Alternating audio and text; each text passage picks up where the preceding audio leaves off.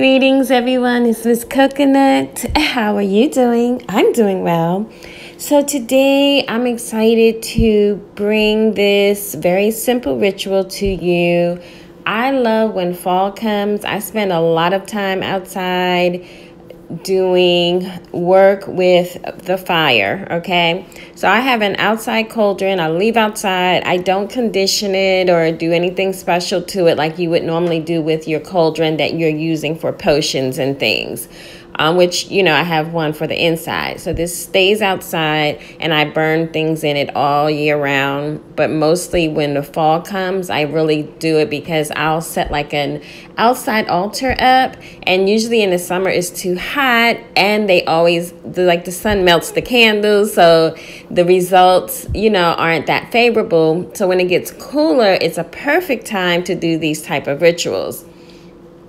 Obviously, if you're not in a home and you don't have the privacy of your backyard, you may try it on a balcony or find a spot in the woods nearby. There's a park, etc., where you can set up a little mini space for yourself, like on the go. And they have mini cauldrons as well. And, maybe you'll use like a mini barbecue pit. Basically, you're just trying to get in the habit of not having excuses as to why you can't do certain works, okay? In fact, the psalm that I'm about to speak about is all about not being a victim anymore. And so, anyway, all I did with this is I have this little spot in my garden that I'm going to dedicate as my outside altar. So I'm going to clean up my cauldron and I'm going to burn the herbs and the written psalm, and then that is going to sit under the moonlight overnight, and then I'm going to take the ashes and bury it. Now, with these ashes, if you don't have a place to bury it, you can scatter them. That's probably the best bet in case you're in an apartment, okay? So this Psalm 38, I want you to write it out in its entirety. I want you to take your time. I want you to reflect because it's really a psalm of someone who's kind of feeling a little bit in despair. And in this psalm, he's crying out, to God to assist him because he really feels alone and that he has no resources.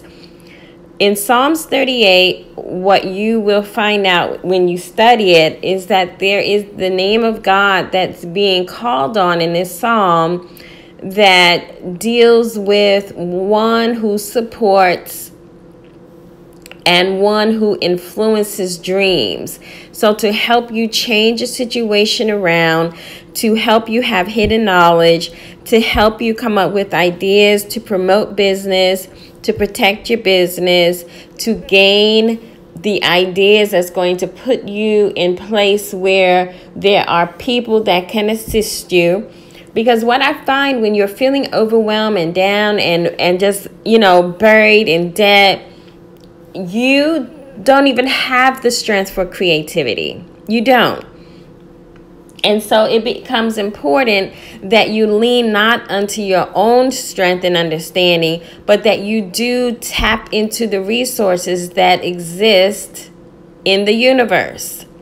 So again, Psalms 38, write it out in its entirety. Be solemn and reflective that just like when the writer is writing about, I am faint and severely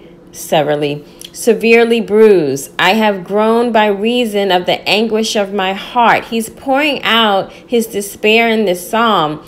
But also you'll notice that it is almost as he's saying, I'm not good enough. I'm nothing. No one loves me. No one supports me. And you may find yourself or catch yourself saying these things, right? I'm trying to start a business. No one supports me. My family doesn't buy anything, etc., etc. So you have to get all of these feelings out that you feel about yourself. This is really low nature work. You're really feeling down in that lower chakra.